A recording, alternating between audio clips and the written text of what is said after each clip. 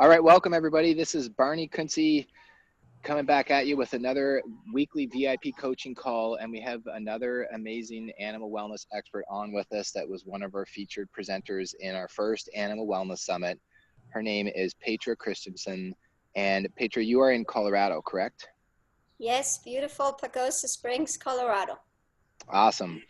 I just drove through there on my way back from Utah twice.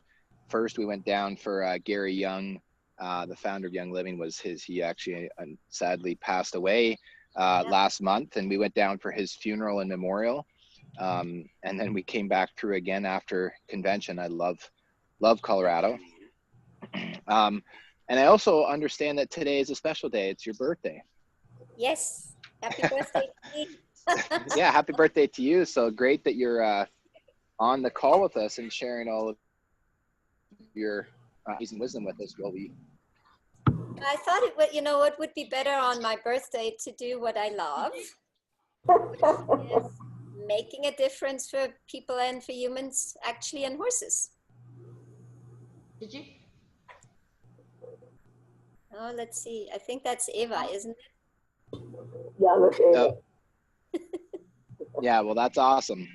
I was just going to say that's awesome that you're feeling on purpose and being able to share. And so while we get into some of the questions here as we kind of make the transition, I mean, this month at the time of these recordings was really, there's a lot of the horse, I'll say the horse people or the horse lovers. However, the last two calls due to logistics haven't happened yet, so we've rescheduled them.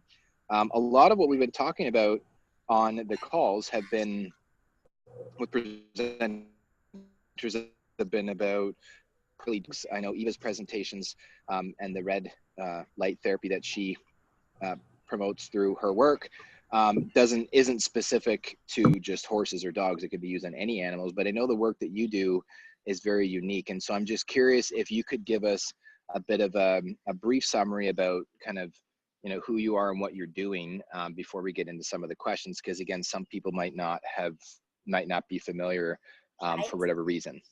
Yes. So I started out as a little kiddo. I was living in a subdivision in Munich, and I was bugging my parents, like many other kids, to have a horse. And I eventually started working at a horse rescue. And I think out of getting a start like this and seeing the trauma that some horses have experienced, I got really, really passionate of making a difference for horses and for their human partners as well. And so I feel I have, over the years, a good 35 years now, developed a very unique way of interacting with horses. And to me, it's all about reading the horse's feedback and then adjusting our actions accordingly so that we can build a genuine connection. And that's the whole idea, connection versus control, because so much horsemanship, even nowadays, is still about controlling the horse, dominating the horse. And there's a different way to go about it that is not only really rewarding, but also super, super fun, because when we want to dominate the horse will always, in a tricky situation, will look out for themselves. When we have a connection, then we have a herd or two, and we look out for each other. So not only really fun, really rewarding, but also there's this huge safety factor, because after all, we deal with a 1,000, 1,200 pound animal. Yeah, it's not like you're training my little dog Lucy that weighs probably 15 to 20 pounds as a little Shih Tzu. It's I think it's just so cool because I think that there's when we were down at the farm, I actually had made this big giant post for the Animal Wellness Summit page because I wanted to share, and I actually should still do that on our Facebook page, about how much Gary Young loved horses, and he had all the horses and everything that he created for them down there at his farm in the Mona, Utah farm. And it reminded me as I was down there a greater level and a deeper level of respect for them as beings and how magnificent they are and how big and powerful they are. And then there was I think it was Percherons. They are the ones that are like the really tall horses, right?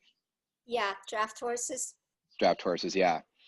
And I just couldn't get over how big, like there was the girl that was there washing the one, and I was just like, wow. You know, I mean, I grew up on a farm around horses and cows, Yeah. and sheep and goats and our dogs and cats and raccoons and chickens and ducks and all that.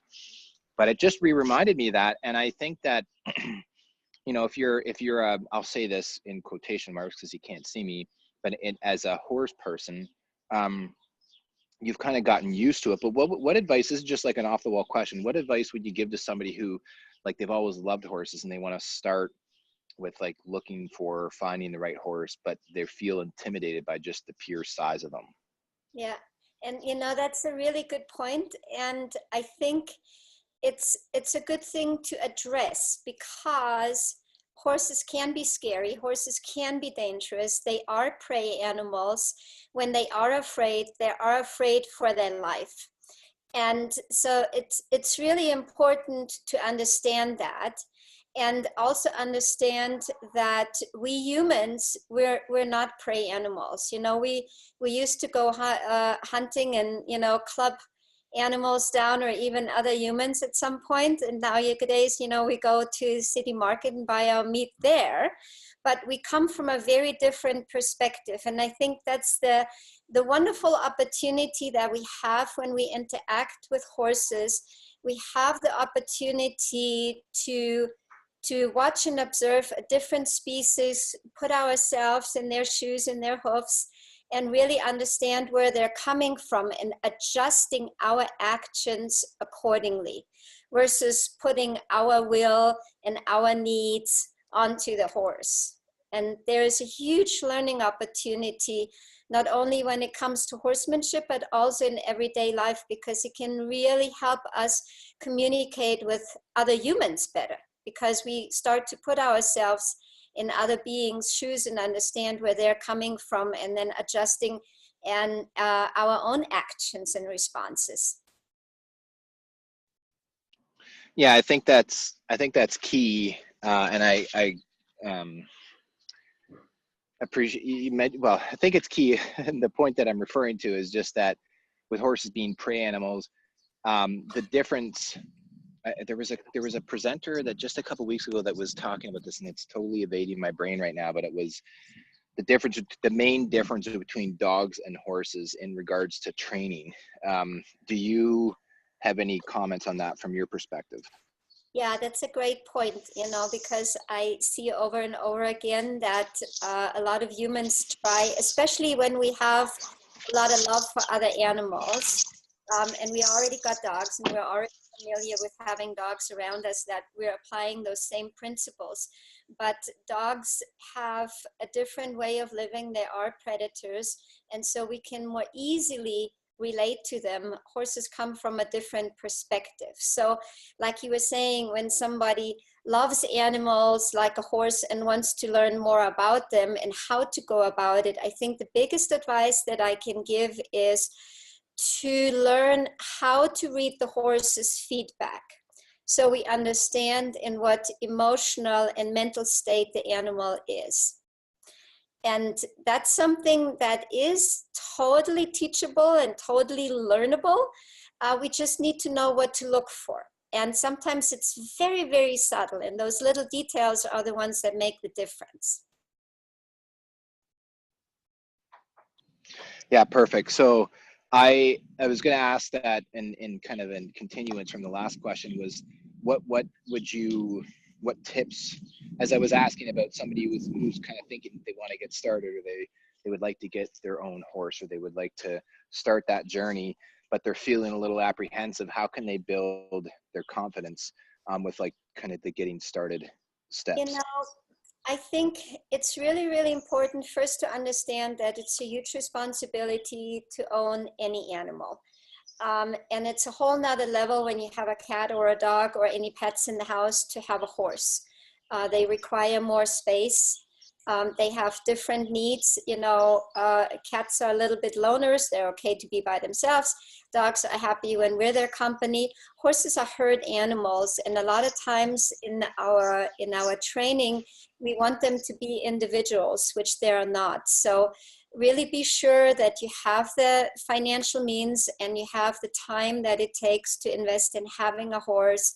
And first, learning to understand what the horse's needs are, so that you really set yourself and your horse up for success, so that they can be the partner that you want them to be. And I get a lot of times the question, well, how do I know whether the trainer is right for me?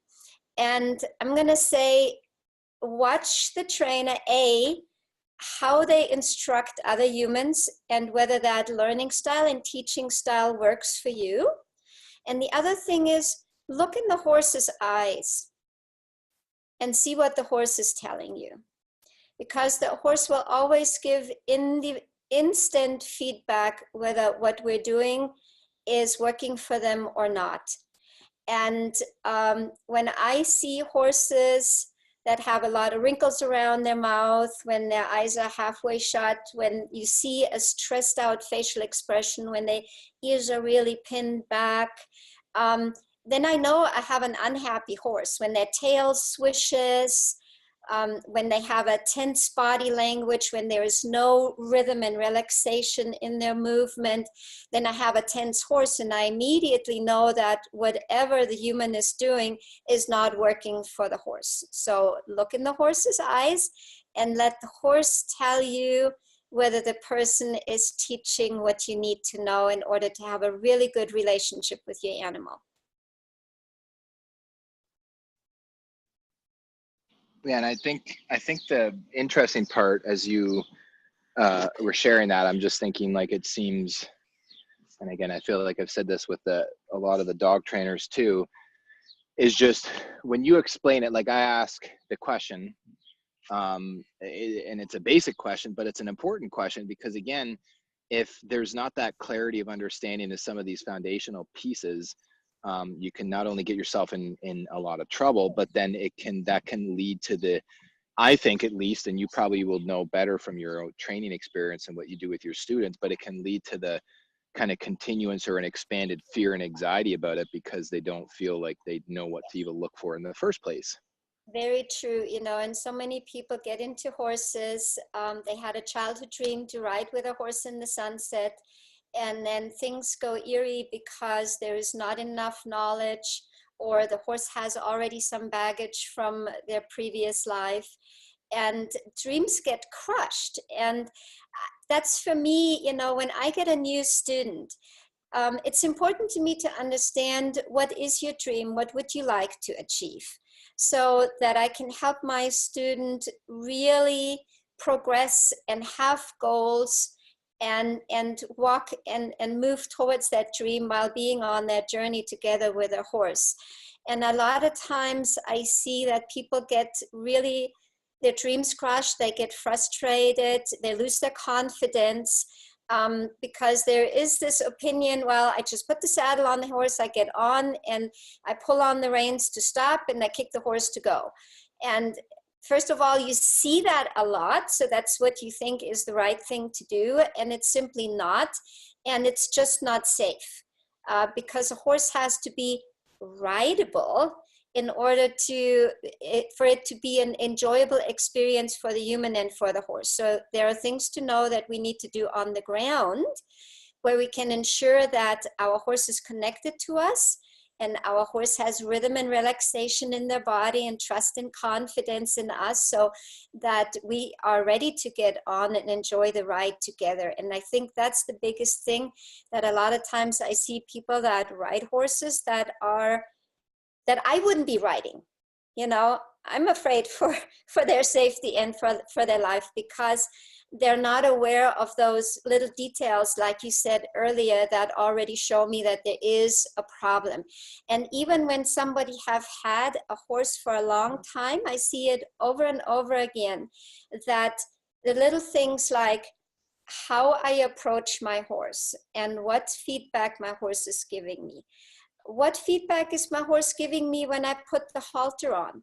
Do I collect and install tension and brace in my horse in little details like that that then carry on to riding? How do I lead my horse? How do I groom my horse? What kind of relationship do I have when we pick up feet? We were talking about that this morning with my intern, Julie, that picking up feet, you know, we see that as kind of a task to get to riding. And a lot of people have issues with their horses picking up their feet or issues with apharia.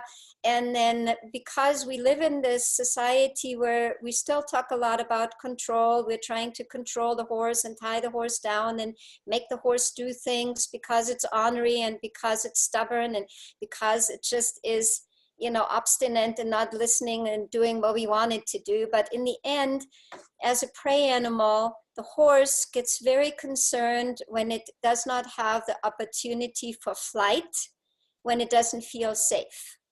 So horses will always immediately tell you when they don't feel safe.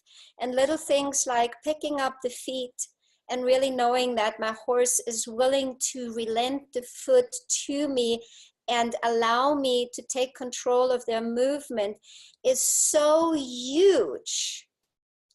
And those are the little things that we miss out, then we don't have an enjoyable ride. So I'm really a lot about building a foundation in everyday tasks, having a conversation with my horse, communicating back and forth, where I really appreciate my horse's feedback. So I instantly know what I have to do that I have an enjoyable ride. And even if I don't ride, you know, a lot of people just like to do online in Liberty just because they enjoy it or just because it's a physical issue. And it's the details that count. Yeah, I was just thinking, by the way, can you hear me still pretty good? Yes, I can hear you just perfectly well. Perfect. As I was thinking about you talking with sharing like all the little things that kind of go into learning the basics and getting understanding of the foundational pieces to kind of build confidence, thinking as a beginner, it seems like a lot, but it probably is. It's not, like you said, the dogs and cats. I know Angela, who is a cat lover, and she has lots of cats in her house and she rescues cats. So I'll just pick on Angela. Well, I know she's on the call, but she, you know, I think she'll agree. And many other cat lovers that have them in their house, they're a lot more hands off. And you think about really, well, then there's dogs, they're a little bit more hands on, but some of them can be hands off. But then with a horse, I mean, it's not like you can just go get one and put them out in the backyard and you're kind of, okay, you know, see you tomorrow. There's a lot more involvement, not only like financially. I mean, if you don't have the space to put them out to pasture and have them in a nice space, you've got to put them, you know, you got to go pay for that space, like I forget what it's called, like to rent a spot, to be able for them to be able to go. And there's a fair bit involved. And so I'm thinking that that's really great, especially for the beginner. And then now somebody who's currently riding, or they're wanting to build a better connection and improve their communication with their horse. Let's get into that, because I have a couple questions about that as well. Yeah, cool. Absolutely.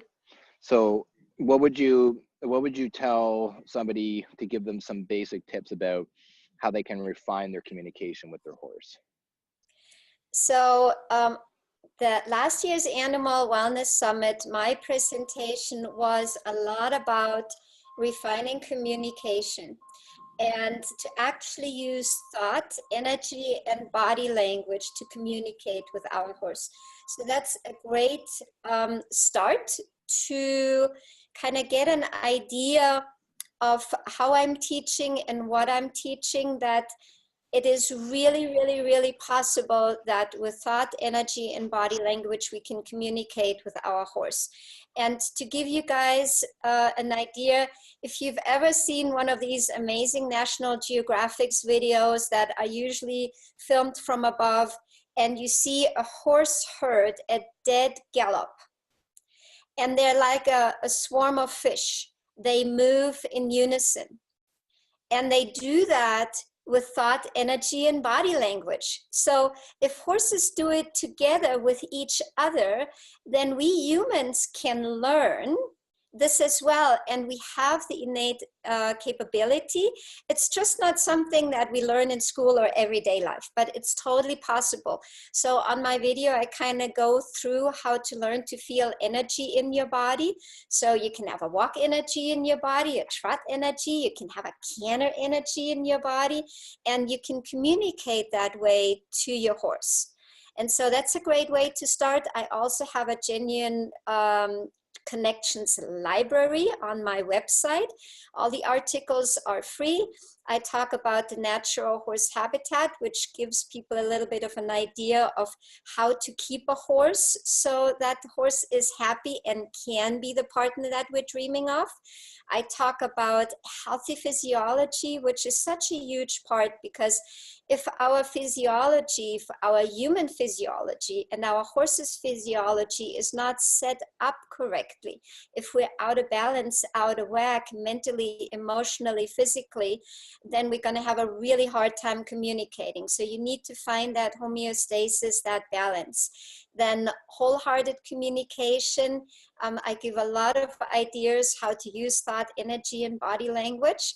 And then last but not least, guess what? It's about us, how we show up at the table and what we present to the horse, and how willing we are to accept our horse's feedback and adjust our actions accordingly. And I think that's something that we can sometimes struggle with, because our horses mirror things to us that are usually also a challenge for ourselves in our personal life. And so we can take that personal, we can take offense to it if we choose to do so. But if we say, wow, you know, this is interesting, my horse is giving me some feedback here, I have a hard time setting boundaries, or I am too big in my conversation, I'm offending my horse, or I haven't built enough trust and communication and confidence in my horse to do what I want to do. Those are things that we can look at ourselves and really grow and prosper. I call that blossoming, unfolding and blossoming, because we can really come into our own authentic self with the help of our horse. So there's a huge learning opportunity. Even if you've had horses your whole life, we can go out there every day and learn something new from them. It's amazing, isn't it? Yeah, I was just going to say, it sounds amazing. And I can imagine some people might think, oh, well, it would be really nice if there was just the master operations horse checklist. And here's all the little things that I have to go through. So I got to check this and make sure this is good, you know. But I mean, you're still going to have some of those things that the elements that you've suggested, right? Which, by the way, you mentioned your website. So for everybody to mention this, it's Petra, and it is Petra, correct? I always feel like I'm mispronouncing it. Good job. It's so German. Petra. Yeah. I've got half German, so I'm trying to hold my own. But Petra Christensen, right? And yes. It's spelled PetraChristensen.com, correct? Yes. And okay, so perfect. When you go on my website, you will see there is a little green button, and it's free resources. There's my Genuine Connections library on there. You can download the Wholehearted Communication Guide. You can get the Natural Horse Habitat, the Ultimate Planning Guide. So there's lots of free information that you can download or read or look at. I do a lot of videos. My students always comment, I do a lot of videos where I do slow motion and I do a voiceover, so really to explain those details.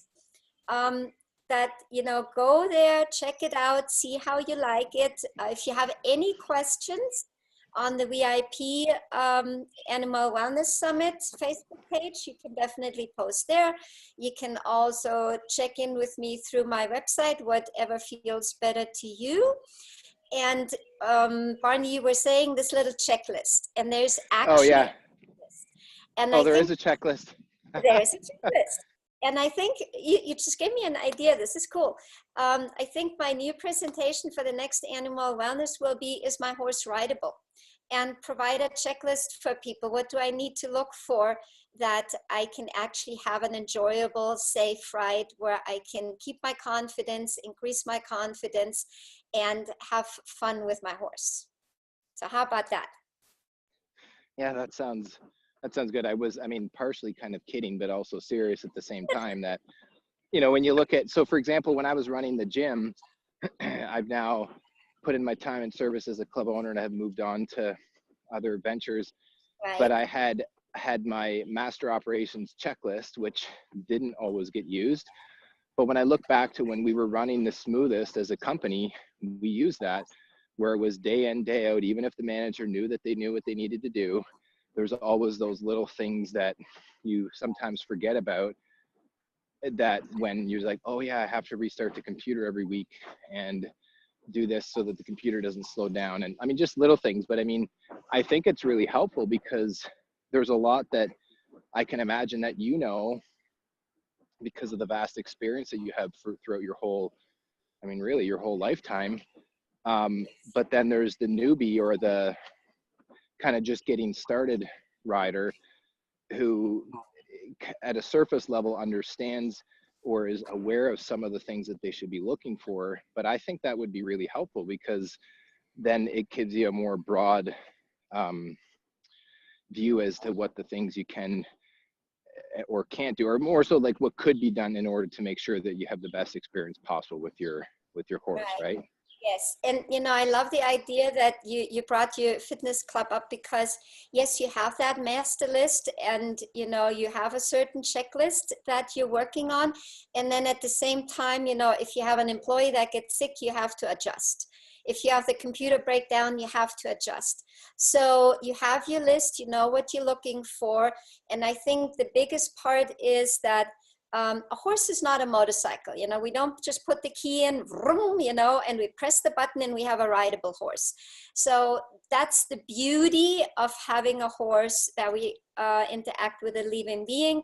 And that's why we also have to adjust our actions and our responses depending on what's going on with our horse and with ourselves. Because if we come, from the fitness club and things didn't go all that well, and we had maybe a customer that was really difficult and we're still frustrated and a little bit upset, and we take this in to our session with a horse, then our horse is going to say, you are off balance today, you're not in harmony, and so I have a hard time connecting with you.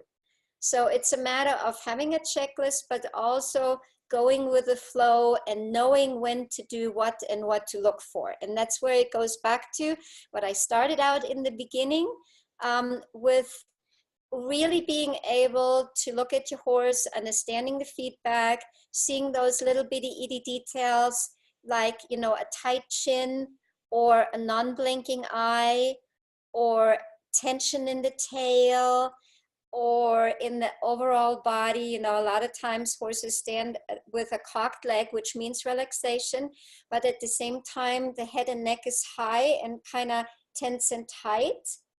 And when I understand those signals, then I can do something about it and help my horse find rhythm and relaxation, and then trust and confidence and genuine connection with me, the human.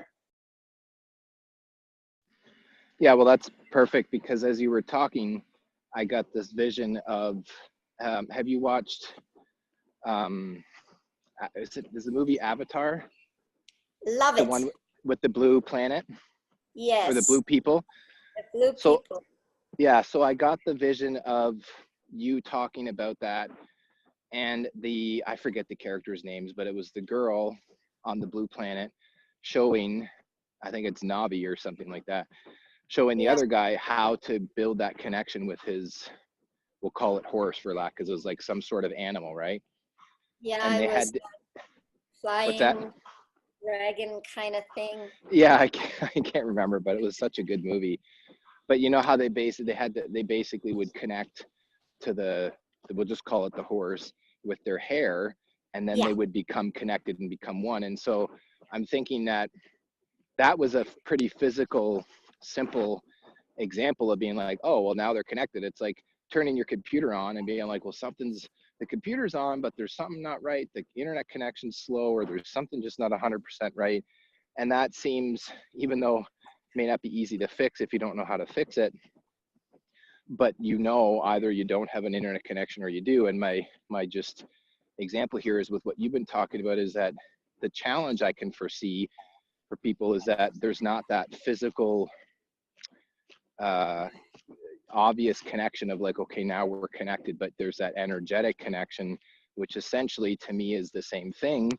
It's just that for most people, and I'll be presumptuous here, but that it doesn't necessarily come natural, as you mentioned. But everything that you're explaining is great, because it's giving more stepping stones to be able to do that, to feel that connection. Does that kind of resonate with what you've been sharing for you? Yes, totally. Love the movie Avatar, and that whole idea with them going under the tree, and that we're one with nature, and that we're part of the whole.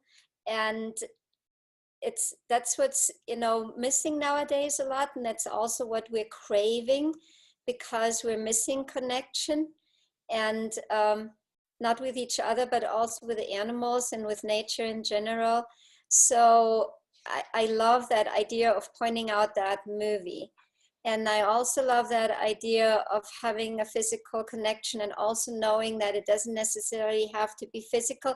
I think that connection between the animal and the human, with a ponytail, it just was a symbol, of a physical connection, Right. but also have that through thought and through energy.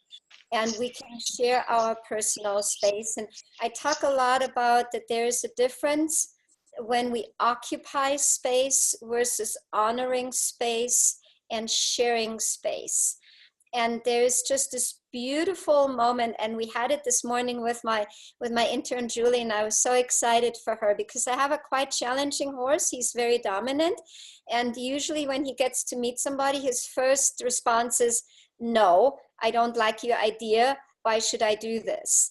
And so it was so wonderful to watch for her to have that conversation and present her ideas, and allow him out of free will to join her idea, and how she was able to walk and trot with him and stop, and then just really have that moment where he suddenly made that decision. You know what?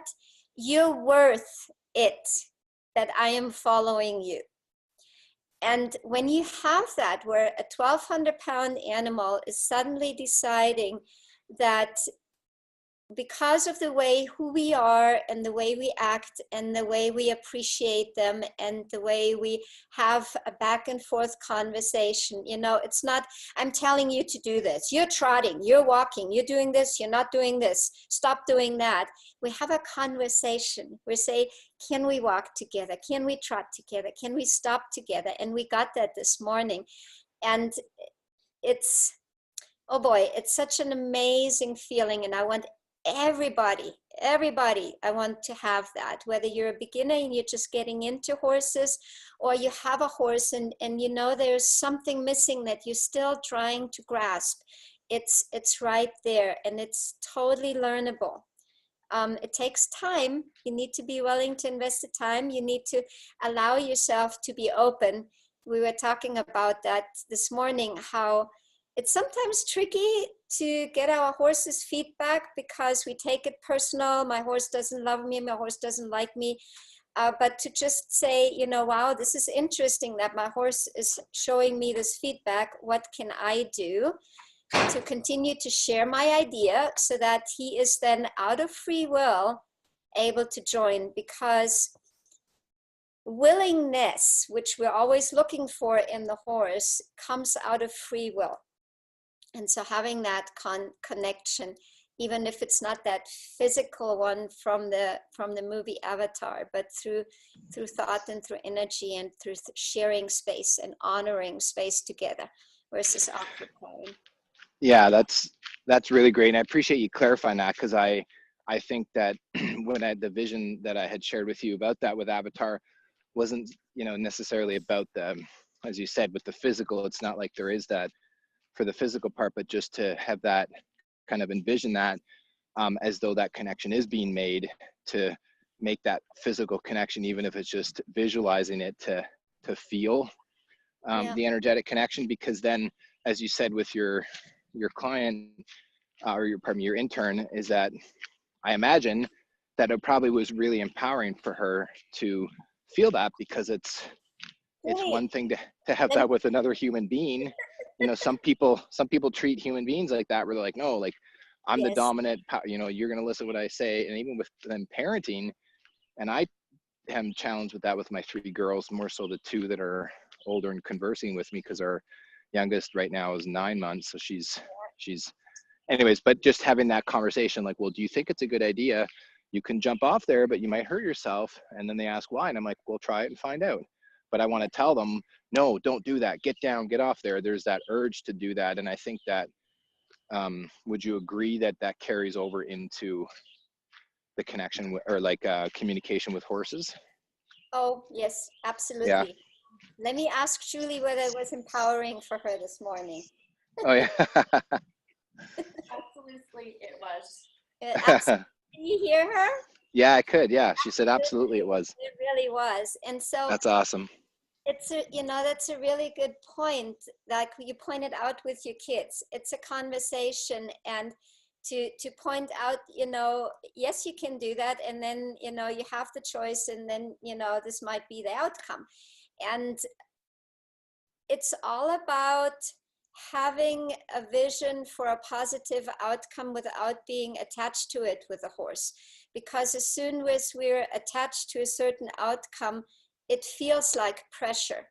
And that can be very intimidating for a horse, whether they're unconfident and they're becoming more unconfident, or whether we have a really confident horse that then sees that as pressure and is even less willing to communicate with us and follow us, because they see that we're not worth it to be the lead. So it's a really, really good point. And I can always encourage, I see it all the time, that my students get the perfect horse. The horse is always perfect for them to learn what they need to learn, become a better human being, to be a more authentic self. And some people will say, what an amazing opportunity for me to unfold and blossom. And unfortunately, some people will say, oh, I think I need to get another horse. And that does happen. And I can only encourage people to take that opportunity and open themselves up and say, wow, you know, what can I learn? How does that apply to me? To stay open to learning versus saying, oh, I already know that and that doesn't apply to me.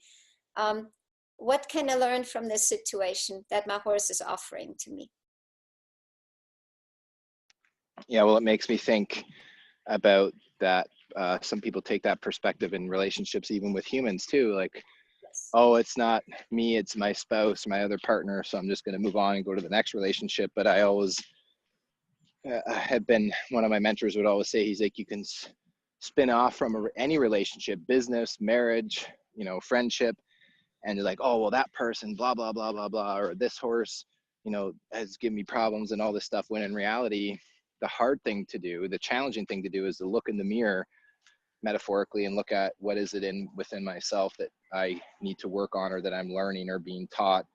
But not everybody's willing to necessarily take that approach, and which is, again, perfectly fine. But I love that you're reinforcing that, because that has been a common theme on all the calls that we've been having with at least with the majority of the presenters, about their, just with dog training, working with any animals.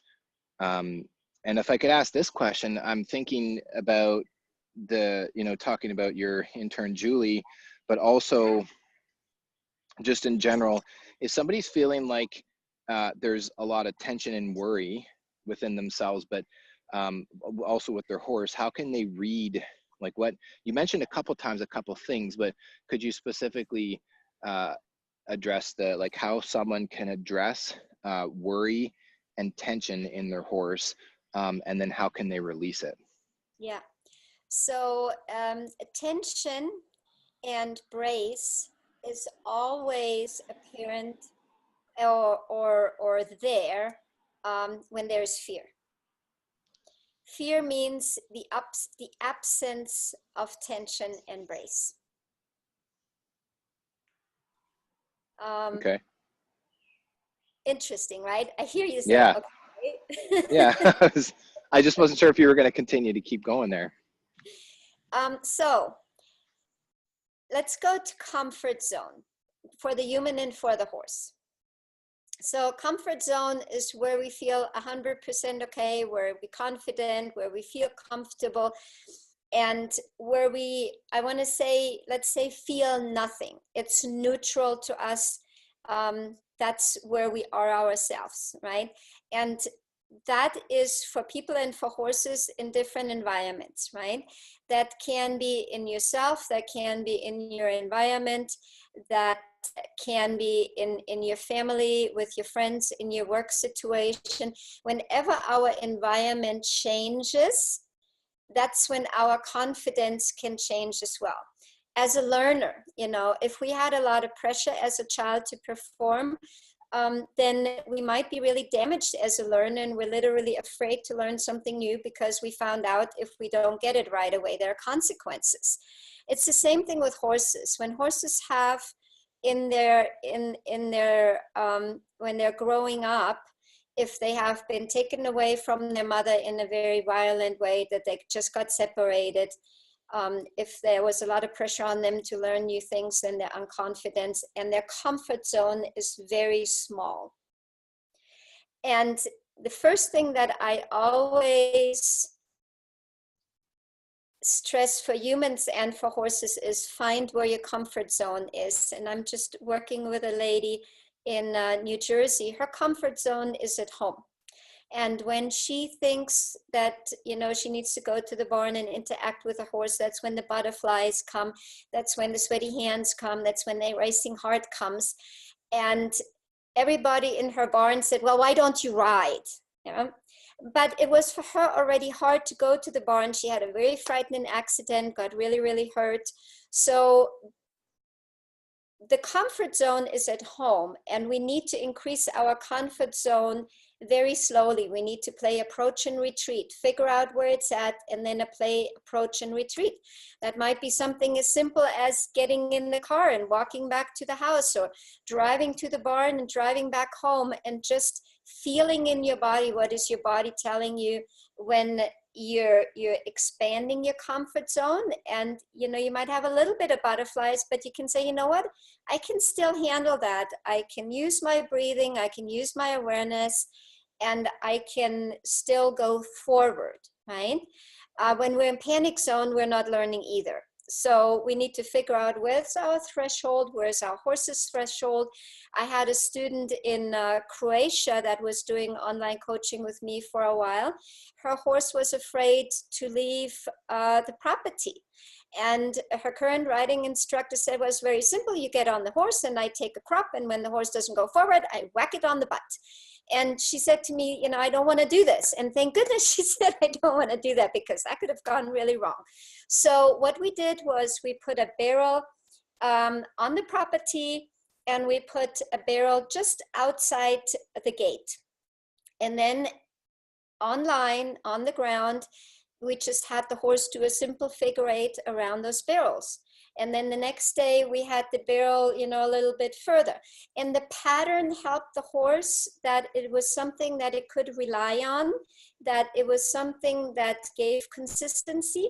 And so the distance between the barrel on the property and the barrel outside the property just you know, got bigger and bigger and bigger. The horse became calmer and calmer and calmer. Eventually she got on the horse, she rode the figure 8, and within 3 weeks the horse was able to leave the property and go on trail rides with her. So do you see how there's a comfort zone, there's a threshold, and then there's panic zone. No learning takes place in comfort zone. When we're totally comfortable, no learning takes place. When we're in panic zone, or a horse is in panic zone, no learning takes place. Where is your threshold? That's the important part to know. Yeah, that's really good. and the tricky part is we humans love to be comfortable, right? That is in ourselves, that's our survival instinct. We go back to wanting to be comfortable, and that can really keep us from learning. So you need to find something that you still can do while stretching your comfort and confidence zone. For example, for a human that has a little bit of trouble interacting with strangers. I had a student that wanted to become an instructor, and she said, I really struggle with approaching people. So we came up with that idea every morning when she goes to the famous cafe to get her coffee. She would make a point of talking to one person and commenting on something. Didn't matter, or the weather is beautiful, or the weather is shitty today, or you have beautiful shoes, where can you get them? Anything. She came up with something that she related to, and she did it every day for a month.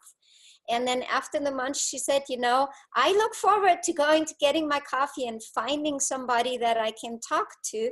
And she actually found several people that she shared, her story of really putting herself a little bit in a growing situation. And she found some new friends through that. So comfort zone, Yeah. Approach and retreat. Yeah, that's great, because I take that approach with my clients in the gym, in the sense that if somebody is feeling a little apprehensive about something, I would descend the exercise. I mean, I still do. I'm coaching very part-time right now, but just because I love it, I'm a really good coach, and I can help people get great results.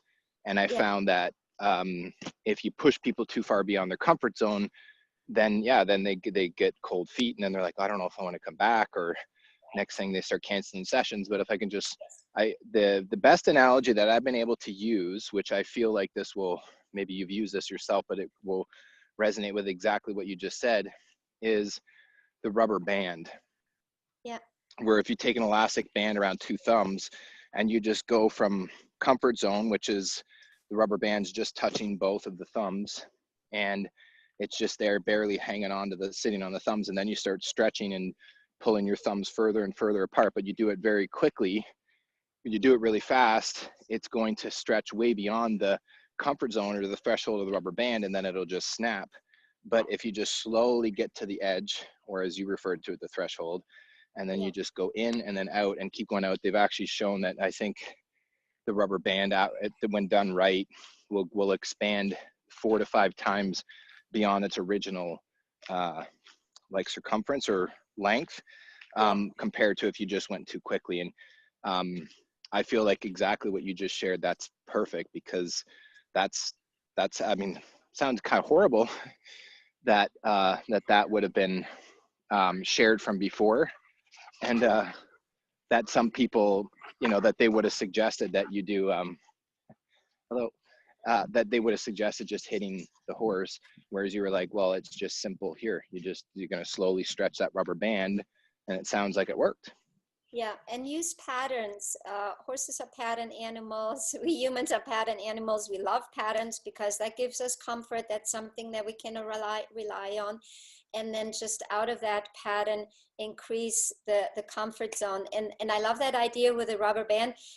Mine usually is the Play-Doh. I mean, you can either just rip the Play-Doh apart, or you can just slowly, roll it out and make it thinner and thinner and thinner. And eventually, at some point it will pop, but it's just going to go instead of. Yeah, instead of snapping. Yeah. And right. So, especially when it comes to horses, when they're foals and developing their independence and allowing them to have their own life, versus doing that very gradually, versus just ripping the foal away from the mother and separating them in different paddocks, and you have all the hollering and whinnying, and that can be such a stressful experience for a horse that it suffers for the rest of its life. And it doesn't have to be that way. We can do it very gradually. Increase the comfort zone of our horse so that it can be by itself. I see so many students struggle with horses, what they call their herd sour, but they're really not herd sour. They love to have the herd because guess what? It provides safety. I was just reading on Facebook the other day that a horse actually ran through a very heavy door and just busted it out of the frame because, you know, the human decided to go on a trail ride with the other horse, and they were all upset that their door was busted. But just imagine that poor animal being stuck in a confined space and feeling utterly afraid for their life to the point where they feel the need to just bust through a door. The horse is not doing that on purpose to bust your door. The horse is afraid for its life. And so how can we help the horse that you know, it has enough trust and confidence in us, and that we have the herd of two, so that it doesn't have to rely on other horses to feel that need for safety. It's very important. Yeah, it's again, I had to laugh there. I had myself muted, but just laugh because I can think of people, well-meaning and loving, wonderful people that would react that way. They're like, "Oh, this stupid horse broke my door," and get all upset and all wound up. When in reality, like you said, to just take a step back and realize that they were just, the horse is like, "Hey, this isn't cool. Like, I'm all by myself. I wanted to go for a ride." Yeah. You know, it's with dogs with anxiety, it's the same thing. You know, my Bourbon that you will sometimes see in my videos because he likes to be close to me. He you know, in his previous home, he ripped a door apart and he shredded the drywall, and because he was so afraid of being by himself and not having his human around. And it's that it goes back to having empathy and compassion and looking out for why this is happening and not taking it personal. Yeah, that's really great. And so do you think that what you just described and explained was a great, like a great answer to that question about the, like, recognizing the anxiety and the fear in your horse, or worry, and being able to kind of remedy it by utilizing that Yeah. threshold? You know, never take it personal. First of all, you know, your horse is not doing anything to you. He's just trying to survive. And it always comes from a dear need of survival. So a lot of times humans that had trauma in themselves, they understand that. And that's why they can really relate to a horse. And that's why experiential learning for children or women or whoever it is, for humans in general, it's so valuable because they can relate to the fear in the horse very well. If we're a very confident human and it takes a lot to shake us, then we're going to have a harder time to relate to the human. But there's also the beauty of us understanding another being that is not as confident as we are, and then looking for the wonderful opportunity to instill trust and confidence in our horse. And it can be a process, but in the beginning, those are going to be little steps, and sometimes it looks like watching paint dry. You know, for my student in New Jersey right now, it's hard for her to accept that, you know what, at home is my comfort zone. And I'm just going to do whatever it takes to increase my comfort zone so that I can go out and do stuff with my horses. We've recently discovered that she is okay going to the barn doing chores. She can clean the stalls, she can put the water bucket in, she can put the hay in, she can help the barn owner, you know, clean the barn aisle, whatever it takes. And so she's gradually finding ways to go back to the barn and just be with her horse. And eventually, I know with that approach, she will be able to ride her horse again. It's just really, I always ask my students, are you willing to do what it takes to get what you want, right? And if it's important enough for us, if you can make it a priority, everything is possible. It's like that in everyday life. I mean, you know, you're a fitness coach, you do, you know, Young Living oils, and you're a gold distributor, and you've really grown in your business. And it really takes commitment and making things a priority, and understanding that we have to put time in, and that we, at some times, we have to allow ourselves to feel comfortable in order to learn something new, but to stick with our goal, you know. And that's really important, to see whether it's worth it for you. And if you're saying, yes, it's totally worth it for me, then I am thrilled to help and be of service and of support and help people to get to where they want to be with a horse.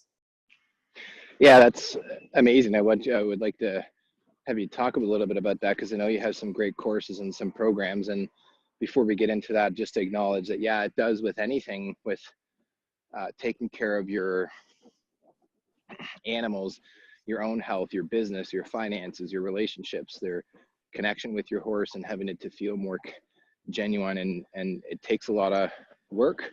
And as the old adage goes, you use it or you lose it. And Yes. where your intention and attention goes, energy flows. And I think that's just great, because the horses, I mean, really just in animals in general, for us to feel more connected to them in our lives, whether they're in our house or out in the paddock or out in the barn, gives us the opportunity to just stay and remain connected to the animal kingdom, which is so important.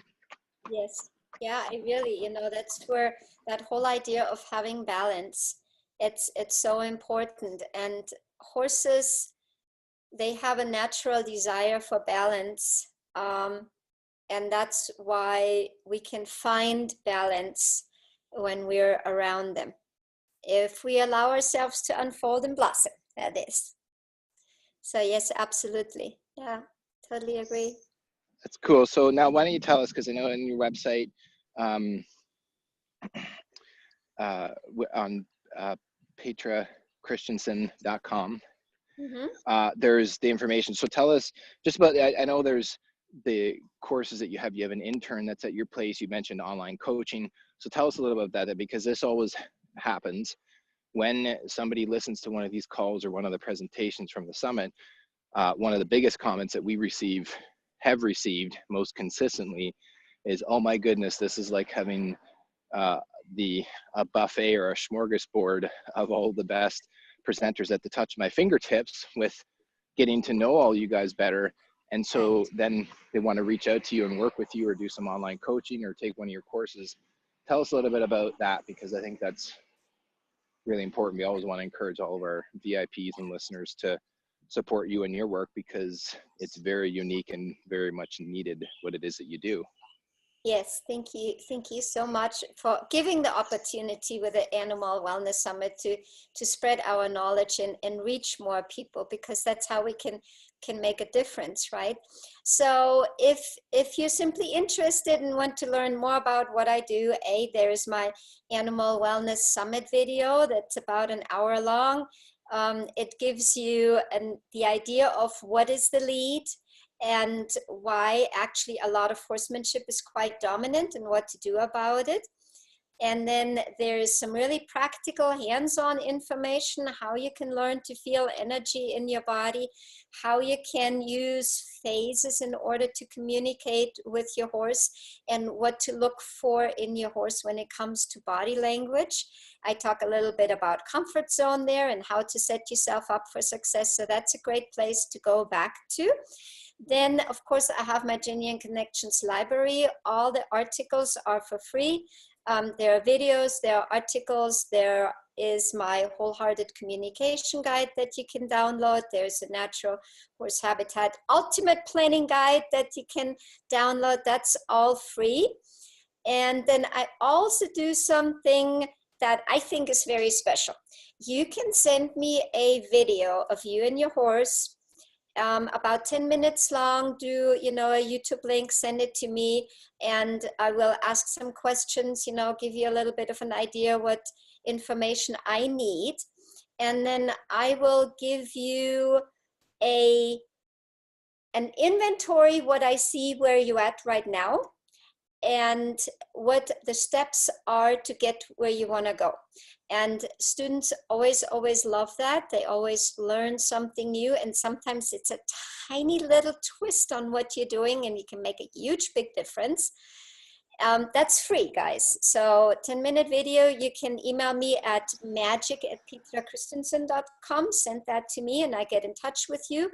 I do a voiceover that I send you to the video, and I also send you an email with step-by-step instructions. And I also do online coaching like that then is available for a fee if you would like to do more than that, than just this one-time interaction, I do have a coaching program that goes all the way up where people spend a year with me.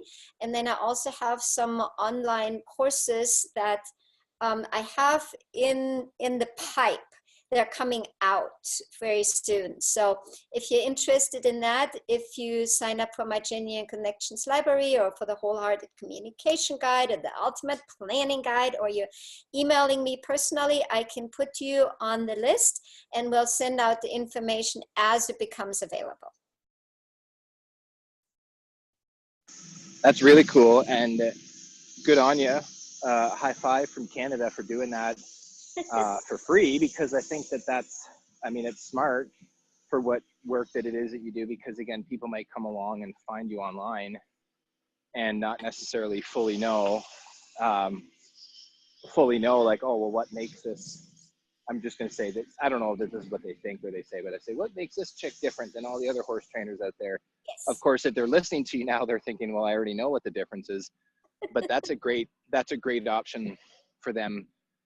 Because I mean, you can get some insight. I mean, I've had that, some of the best insight I've ever been given has been through a free diagnostic analysis or evaluation in my fitness business, or in relationships, or in my finances.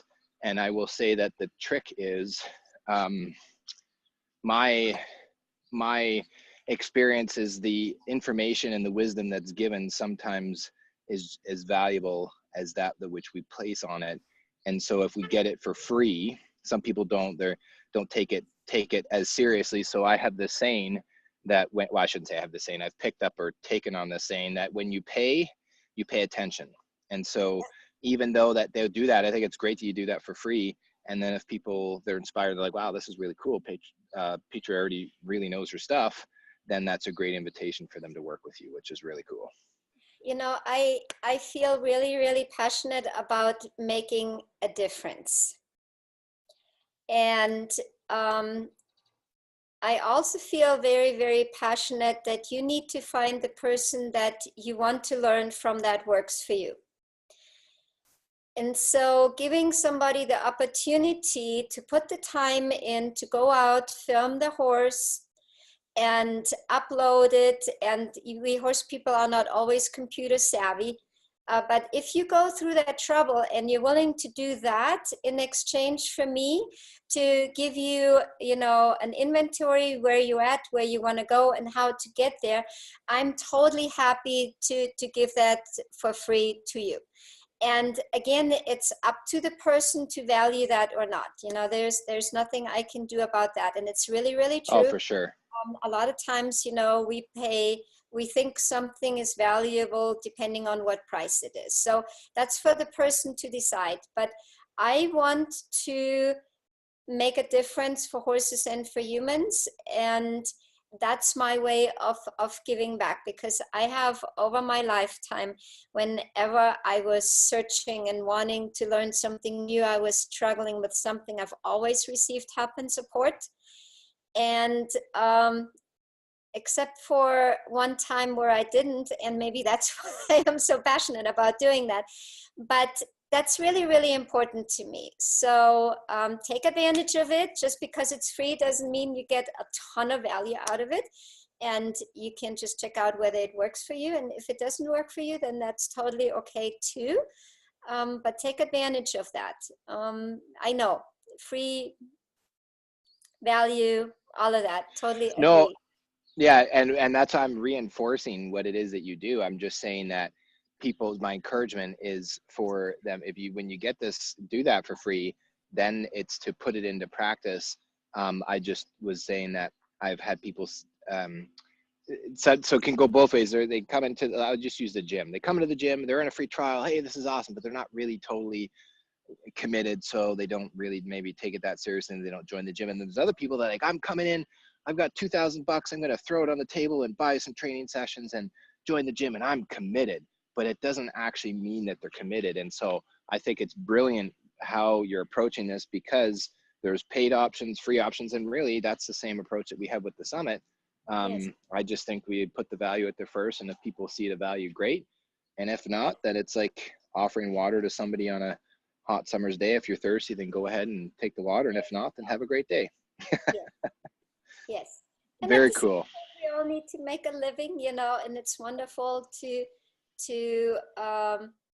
make a living the way I'm doing to make a living, right? And obviously you're doing what you love doing. We're all setting ourselves up in a way where we have a lot of quality life because of the way we choose to live and the way we're doing our business, right? And so more power to that. For sure. Well, this has been great, Petra. I really enjoyed getting to chat with you. And I know Eva, before we end things off, she wants to, would like to say something. And before Eva, you jump in, I was just going to say that Angela had shared, I want to share this because, oh goodness, where's Angela's? She said, Petra, your offerings are wonderful. There's still too much whip and stick training going on with horses. So thank you so much for working on changing this. Yes, thank you so much. I do use the stick. Yep. The communication tool, and it allows to refine the communication. It's a lot about the intent and the attitude that we have, that we bring to the table. But I totally agree, you know, that whip and stick thing of being in control and making our horse do thing. And even the word cause, I have a problem with the word cause, because cause is still making. We're still having an attachment to the outcome, and we're still telling the horse, do this, do that. And it comes from a dominant perspective. And guess what? The lead in the herd is not dominant. It's all about wanting to be heard and understood. And in the herd, the horse will never follow the dominant horse. It will always follow the lead. And that's why it's so exciting to be the lead. Great place to be. That's great. That's awesome. All right, Eva. No, I just want to intervene because you see, what's written is not always how we get it in. And just when I wrote, when I read that Angela was writing that there is still too much whip and stick training, I thought she was talking about Petra.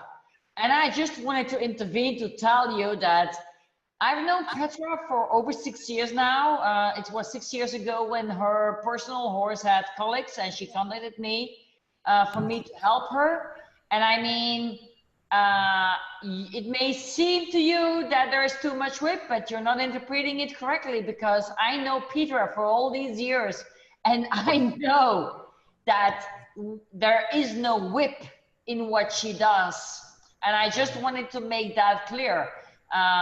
In Pirelli, National Horsemanship, or in whatever that Petra is doing, the stick is a prolongement of the arm to show the animal something. So it's never used as a whip. So it's just, you see, I read what Angela was reading and I interpreted it in a different way.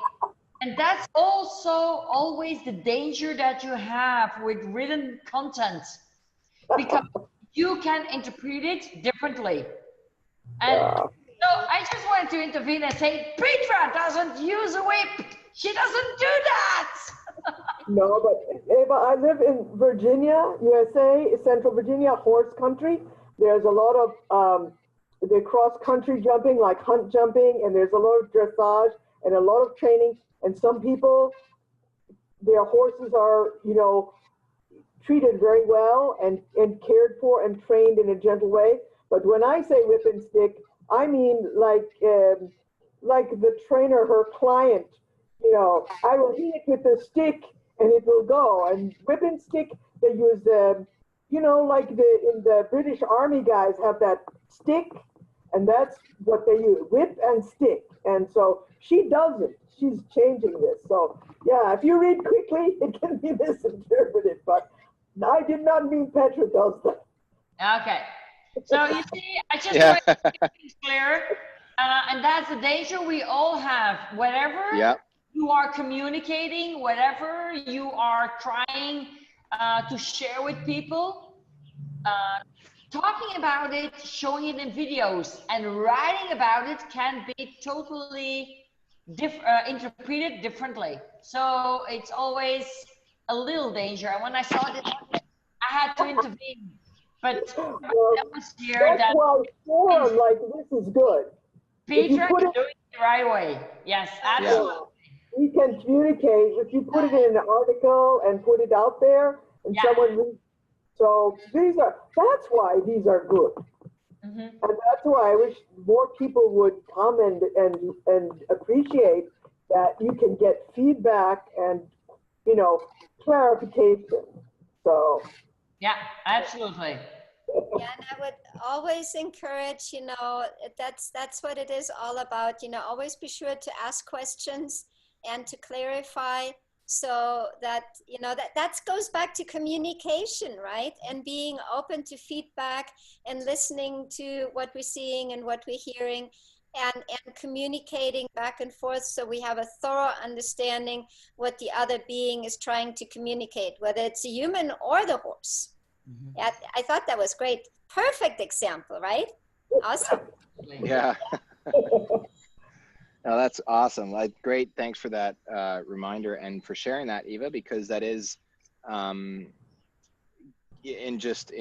everything we do with email, with texting, messaging, but also through in our advertising or advertising, just with what we do within the summit. Sometimes people are like, what? Like, what did they mean? I can't believe they're saying that. But we're like, well, that's actually not what they were implying. So it's just great, which even just further improves or reinforces everything that Petra just shared with us today. Yeah. Awesome. Well, this has been a great chat, and thank you so very much, Petra, for sharing your special day with us as your birthday, and making another trip around the sun, and sharing your passions with us today. And abundant blessings to you and everything that you do in your work, and thank you for taking part, and same to you as well, Eva, with being a presenter. And always, as I'll call Angela, good old faithful, I know she's always going to be on the calls, and a few others I saw that have called on but just don't like to be on live. They like to listen in, but that's cool too. However you like to learn, we're here to support you. Yeah, and enjoy your birthday, Petra. Thank you for sharing it with me. Yes, it's my birthday, and I was very passionate about using this day and making, you know, that's what I chose for my life purpose. I want to make a difference for horses and humans. And so thank you so much, Eva and Angela, to come on board, and Barney for giving us that opportunity to spread our knowledge and that platform of the Animal Wellness Summit. I'm so excited about, you know, July having the replay, right? You have the replay in July, and then do we already have dates for the 2018 Animal Wellness Summit? Yes, yeah, it's November the 1st to the 10th, 2018. Yeah, another opportunity to spread animal wellness knowledge, and thank you so much. Really, really, really appreciate it. Thank you for your time and all your efforts, Jamie's efforts. Yes. Thank you. Yeah. You're more than welcome. Well, as I've said before in some of the calls, I could get on the call and we could have a great chat and share some knowledge bombs and life-changing information, but that if nobody ever hears it, then it's not as valuable. So everybody's getting value of it. So it's awesome. Yeah, totally. For sure. Well, thank you so much, everybody who was able to join in live. And if you're listening on the replay and the recording, and you're a VIP and you have access to the live calls, just keep in mind that you can join in every Wednesday at 1 p.m. On as a live call. And if not, then you can log into your members area and listen to the replays. They're all under coaching calls. And there's lots of, I think this is actually, I feel like I'm off a little bit because we missed the last 2 weeks, but I think this is week 21 or 22. So there's a lot of calls that are in there, building up some great resources. Right. Cool. Very cool. All right, everybody. Well, have a great rest of the day and enjoy the rest of your birthday. And we will see you guys in the next call and in the members only group. Awesome. Thank you so much. Bye, guys. Bye-bye, everybody. Bye-bye. Bye-bye. Bye. Bye, Eva.